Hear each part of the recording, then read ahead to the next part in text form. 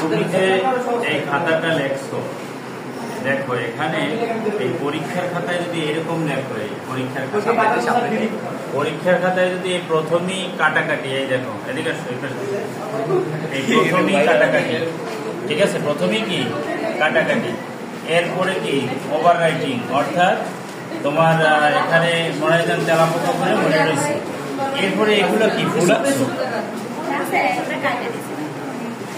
কাটা দিছো, কাটা দিলে এরকম তুমি কাটলে একটা টান দিয়ে কাটবা, এরকম একটা টান দিয়ে দেবা। এতে কি বুঝবে স্যারে দেখলেই তো তোমার স্যারের মাথা খারাপ হয়ে যাবে। এরপর আসো এখানেও কাটাকাটি, এরপরে এখানে কি লেখছো, কাটা, তাহলে কাটা থাকলে স্পষ্টভাবে কাটা থাকবে না। এরপর এখানে কি কাটা,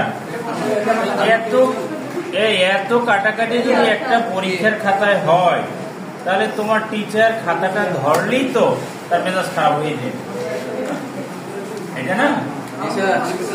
তোমার মার্ক দেবে কোথায়?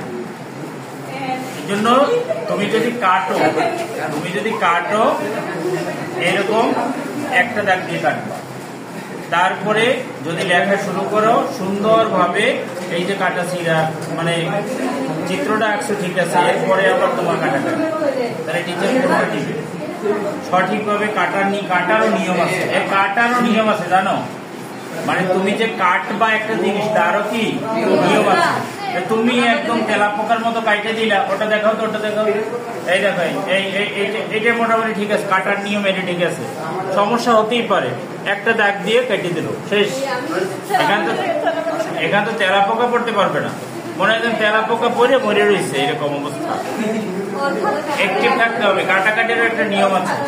তুমি এখানে 10-এর মধ্যে হয়তো টিচার যদি মনে করে দিবে তাহলে দিবে, তাছাড়া কিন্তু 4-এর বেশি পাবা, ঠিক আছে? এইগুলো করবা।